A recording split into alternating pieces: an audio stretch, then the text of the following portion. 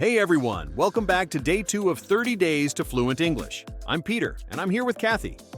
And I'm Kathy. Yesterday, we talked about how to stop translating in your head and start thinking in English.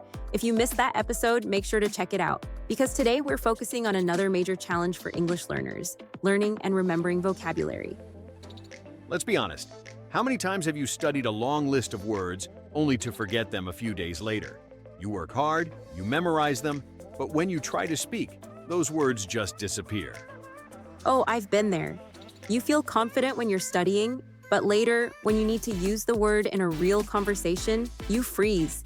It's frustrating. That's because memorizing words in isolation doesn't work. Your brain doesn't remember random words well. It needs context, connections, and practice. So today, we're going to teach you 4 powerful techniques to help you remember new words faster and actually use them naturally in conversation. These methods are used by fluent speakers and language experts, and once you start applying them, you'll never need boring word lists again. All right, let's dive in. Let's start with a simple question. How do you remember words better, one by one or in full phrases? The answer is simple.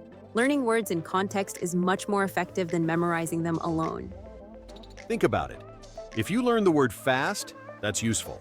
But if you learn the phrase as fast as possible, now you have something you can actually use in a conversation. Exactly. Here's another example. Instead of just memorizing the word help, learn, can you help me with this? Or I need some help with my homework. Now, you have a real phrase that will come out naturally when you need it. And don't just learn a word in one phrase. Learn multiple versions of it. For example, instead of just knowing excited, learn, I'm excited about the trip. She was excited to meet her new friends. The kids were really excited to go to the zoo. The more ways you see the word in action, the more naturally it will come to you. So when you study vocabulary, don't write down just the word. Write down a full phrase or sentence. Instead of just important, write, it's important to be on time. That way, you'll remember it and use it naturally. Now, let's talk about another powerful memory trick, connecting words to real experiences. If a word means something to you personally, your brain will hold on to it much longer. Right. Let's do a quick test. Imagine you learn the word delicious. Instead of just thinking, delicious means good taste, think about your favorite food. Say out loud, pizza is delicious, or I had a delicious burger yesterday. This method works with emotions too. If you learn the word nervous, don't just memorize it. Think about the last time you felt nervous, maybe before a test or an interview. Say, I was nervous before my job interview. The more personal and emotional the connection, the easier it is to remember. That's why you probably never forget the word for your favorite food or hobby. It's part of your daily life. Let's try an exercise.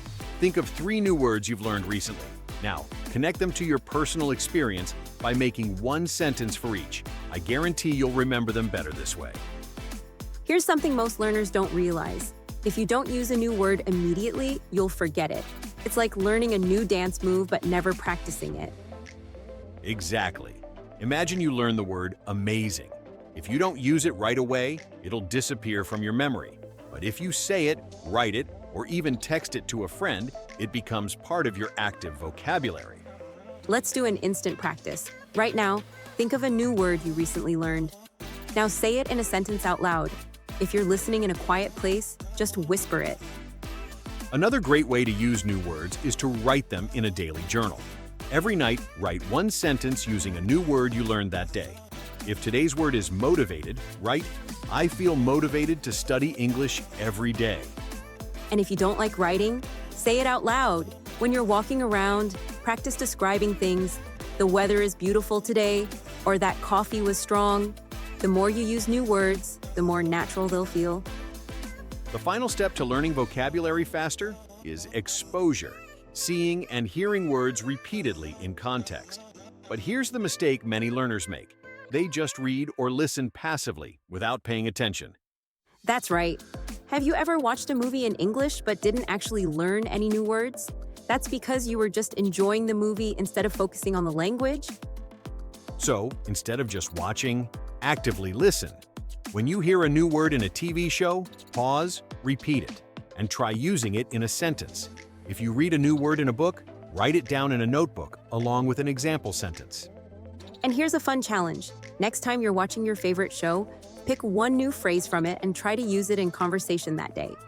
For example, if you hear, "That sounds great," try using it with a friend. Or if you're reading and see he was exhausted after work, don't just understand it. Say it out loud and make your own sentence. I was exhausted after my workout today. This will help the word stick in your brain. So remember, read and listen actively, not passively. The more you engage with new words, the faster they'll become part of your vocabulary. All right, before we move on to today's challenge, let's talk about how vocabulary is actually used by native speakers in real life. Because let's be honest, not all words are created equal. Exactly. Many English learners study fancy words, but when they speak, native speakers don't use those words in daily conversations. Let's start with something important: choosing the right vocabulary for the right situation. Some words look great in writing, but sound unnatural in speaking. Others are casual and perfect for conversations, but shouldn't be used in formal settings. Let's go over some examples. Okay, imagine you're at work and you want to tell your boss that you're very tired. Which one sounds better? A. I'm exhausted. I barely slept last night. B. Dude, I'm dead tired. I stayed up all night watching movies. If you're talking to your boss, option A is the right choice. It's still natural, but more professional. Option B is way too casual for work. It sounds like something you'd say to a friend. Exactly. Here's another example. If you're writing an email at work and you want to ask for help, should you say, "Could you assist me with this?" "Hey, can you give me a hand?" The first one is better for emails and professional settings, while the second one is perfect for casual conversations.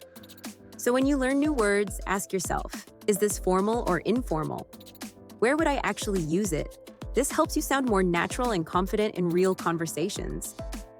Another thing English learners often struggle with is sounding too robotic. Some phrases might be grammatically correct, but they're not what native speakers actually say. Right! Let's play a quick game.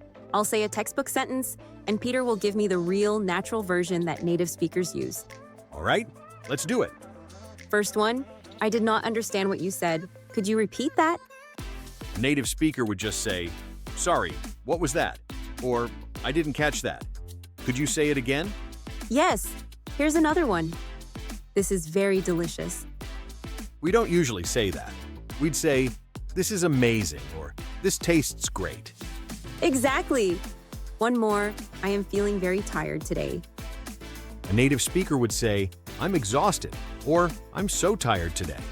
So the lesson here is, simpler is often better. Don't try to sound perfect or overly formal.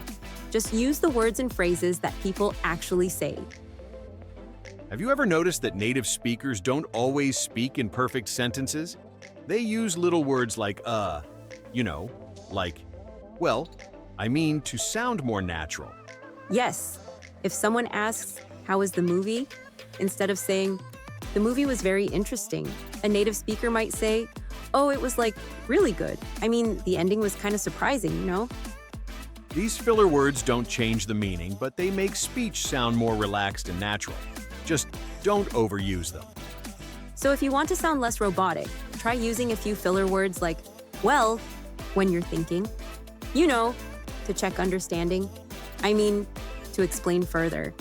Start paying attention to how native speakers use these and try adding them to your own speech. All right, now it's time for your Day 2 challenge. This is where we take everything we've learned today and put it into practice. That's right. You don't just want to listen and forget. You want to use what you've learned so it sticks in your brain. So here's today's challenge for you. Step 1. Pick 3 new words or phrases from today's episode. They could be words we discussed or words you heard and found interesting. Step 2. Create a personal connection to each word. This could be a real memory or experience, e.g., "I was exhausted after my final exam." A sentence about your life, e.g., "I'm excited about my trip next week." A phrase that you can use in conversation, e.g., "That sounds great." And step 3. Use those words in real life. Say them out loud, write them in a journal, or even better, Leave a comment on this podcast using your new words. We want you to comment with 3 new words or phrases you learned today, a sentence using each one way you'll use them in daily life. And if you're serious about fluency, here's an advanced challenge. Use these words at least 3 times today. Maybe in a text message, a conversation, or even while talking to yourself. The more you use them, the stronger they become in your memory. Today we learned some powerful vocabulary techniques that will help you learn words faster and remember them longer. Just to recap. Learn phrases, not single words. Connect new words to real experiences. Use new words immediately. Say them, write them, or text them. Read and listen actively. Notice how words are used. And of course, we talked about sounding more natural by using real spoken English, like collocations, filler words, and casual expressions. Now, here's the exciting part. Tomorrow's episode, if you've ever struggled to understand fast English speakers, we've got something special for you. That's right. Day 3 is all about improving your listening skills. We'll teach you why English speakers talk so fast, how to catch important words, and how to train your ears for real conversations. You don't want to miss it, so make sure you subscribe and follow the podcast so you get the next episode. And remember, learning words is just the first step. Using them makes them yours. So start practicing today. See you tomorrow, and until then, speak, practice, and enjoy learning English. Bye for now and keep going strong.